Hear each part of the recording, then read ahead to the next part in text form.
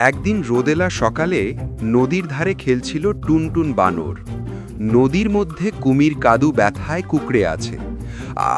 পিঠে একটা কাঁটা ঢুকে গেছে, খুব ব্যথা লাগছে। বানর নিচে নেমে সাবধানে কাঁটা বের করে দিল। কুমির বলল, ধন্যবাদ, তুমি তো খুব ভালো, চলো আমরা বন্ধু হই। তখন থেকে তারা বন্ধু হয়ে গেল।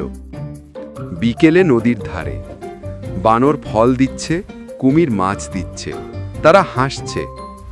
সেই দিন থেকেই তারা রোজ বিকেলে দেখা করে, ফল আর মাছ ভাগ করে খায়, হাসে, গল্প করে। বানর বলল, বন্ধুত্ব মানে সাহায্য, না শুধু চামচামি।